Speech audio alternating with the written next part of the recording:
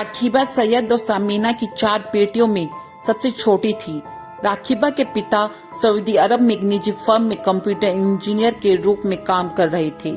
हाल ही में अपने नए घर के निर्माण की देखरेख करने के लिए भारत वापस आ गए थे। सैयद अन्य नौकरी भारत में ही हासिल करने के लिए इंटरव्यू दे रहे थे ताकि वह अपने परिवार के साथ रह सके। राखीबा धनराज फूलचंद हिंदी हाई स्कूल में पढ़ती थी। वह 2nd क्लास की स्टूडेंट थी। उसकी सबसे बड़ी बहन शिबा ने इसी स्कूल में जून में ऐसे टीचर अपॉइंट हो गई थी। वह स्कूल में अपनी बहन के साथ आती थी और घर भी वापस अपनी बहन के साथ जाती थी। बुधवार 12:30 बजे काले बुर्के में स्कूल में एक महिला आई। वह सीधा राखीबा की क्लास में गई। वहाँ पर जो टीचर बच्चों को पढ़ा रही थी उससे कहा कि मैं राखीबा के घर से आई हूँ। राखीबा की दादी को दिल का दौरा पड़ा है। उनकी तबीयत बहुत ज्यादा खराब है। वह हॉस्पिटल में एडमिट है। राखीबा की तरफ इशारा करते हुए कहा, आप प्लीज राखीबा को मेरे साथ भेज दें। राखीबा भी बुर्के वाली औरत को देखकर दौड़कर उससे लिपट गई। टीचर ने जब यह देखा कि राखीबा उस बुर्के वाली औरत को जानती है तो उसने भी हाँ कर दी। छुट्टी होने पर शिबा जब राखीबा की क्लास में उसको पिक करने के लिए गई, जब क्लास टीचर ने कहा कि आपके घर से कोई औरत आकर आपकी बहन को घर ले गई है क्योंकि आपकी दादी की तबीयत ठीक नहीं है। शिबा शॉक हो गई कि घर वाले दादी की तबीयत खराब होने पर केवल उसी को क्यों लेकर गई। उसे कुछ शक भी हुआ। फिर सीधा घर चली गई। जब वह घर गई तो उसकी मम्मी पापा ने पूछा कि राखीबा कहाँ है, उसको साथ लेकर क्यों नहीं आई। तब शिबा ने कहा कि राखीबा की क्लास टीचर ने कहा कि दादी की तबीयत खराब हो जाने के कारण कोई घर से आकर उसे ले गया है। सभी घर वाले तब समझ चुके थे कि किसी ने झूठ बोलकर उनकी बेटी राखीबा को किडनैप कर लिया है। तभी 3 बजे राखीबा की मां समीना के फोन पर एक के बाद एक 7 टेक्स्ट मैसेज आए। फर्स्ट मैसेज में लिखा था, मैंने आपकी बेटी का अपहरण कर लिया है, वह मेरे पास है। दूसरे में लिखा था कि पुलिस के पास मत जाना और ना ही अपहरण की बात किसी को बताना। अपनी बेटी को छुड़ाने के लिए तुम्हें हमें 10 लाख रुपए देने होंगे। अगर तुम पुलिस के पास गए या अपने रिश्तेदारों को जानकारी दी तो मैं तुम्हारी बेटी को मार डालूंगा। घबराओ मत, तुम्हारी बेटी हमारे पास सुरक्षित है। अगर पैसे दे दिए गए तो हम उसके साथ कुछ नहीं करेंगे। हम आपकी गतिविधियों पर नजर रख रहे हैं।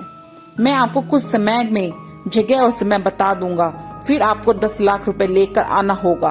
तब तक हमारा इंतजार करो। राखीबा के पिता सैयद ने पुलिस से मदद लेना ही उचित समझा, इसलिए सैयद ने पुलिस के पास जाकर अपनी मासूम बेटी के किडनैप की रिपोर्ट लिखवाई। इधर राखीबा की दादी ने अपने दूसरे बेटी दामाद को भी घर बुला लिया ताकि वे राखीबा को ढूंढने में सैयद की मदद कर सके और अपने दूसरे बेटे से कहा कि राजनेताओं, मीडिया, पुलिस किसी की भी मदद लो, लेकिन मेरी मासूम पोती को ढूंढ निकालो। इधर पुलिस भी अब जांच में जुट जाती है। पुलिस अपनी तफ्तीश स्कूल से शुरू करती है क्योंकि इतनी छोटी बच्ची स्कूल से ही किडनैप हुई थी। पुलिस सीधा जाकर राखीबा की क्लास टीचर से मिलती है क्योंकि उसी ने राखीबा को किडनैपर के हैंडओवर किया था। तब टीचर ने बताया कि उनके पास आई महिला ने खुद को परिवार का सदस्य बताया और एक दुख भरी कहानी सुनाई। इसके अलावा जब राखीबा ने उसे पहचाना और उसे गले लगाया तो मेरे पास महिला की कहानी पर संदेह करने का कोई कारण नहीं बचा। फिर पुलिस ने जब टीचर से पूछा कि शिबा को क्यों नहीं बताया, जो इसी स्कूल में टीचर है, तो टीचर ने कहा कि यह उनके दिमाग में नहीं आया क्योंकि शिबा ने 1 महीने पहले ही स्कूल ज्वाइन किया है। अब पुलिस समझ चुकी थी कि किसी अपने या जानकार ने ही पैसों के लालच के कारण राखीबा को किडनैप किया है और उसको राखीबा भी अच्छे तरह से जानती पहचानती है। लेकिन ये घिनौना काम किसने किया, अब पुलिस को इसका पता लगाना था। क्या है पूरी कहानी, आइए जानते हैं। उससे पहले मेरे चैनल को लाइक एंड सब्सक्राइब कर ले। अब पुलिस घर पर जाती है और सभी घर वालों से सवाल जवाब करती है। जब पुलिस सैयद की बहन सबीरा यानी राखीबा की बुआ से सवाल जवाब कर रही थी तो उसने अपने छोटे भाई सलमान को घबराया और बेचैन देखा तो उसको सलमान पर शक हो गया।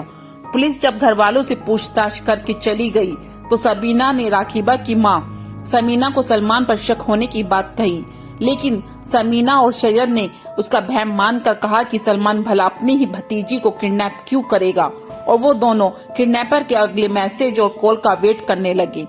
लेकिन इधर सबीना यानी राखीबा की बुआ ने रात करीब 8 बजे अशोकनगर पुलिस स्टेशन के एक सब इंस्पेक्टर को अपना संदेह बताया, तो पुलिस ने इसे गंभीरता से लिया और सलमान को हिरासत में लेकर उसे सख्ती से पूछताछ की।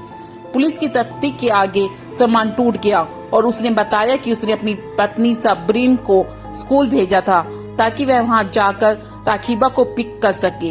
राखीबा को पिक करने के बाद हमने उसे बहुत सारी चॉकलेट आइसक्रीम दिलाई और उसे अपने घर ले गए। राखीबा अपनी चाची से बहुत प्यार करती थी, इसलिए वह अपनी चाची के साथ हमारे घर आने के लिए आसानी से मान गई।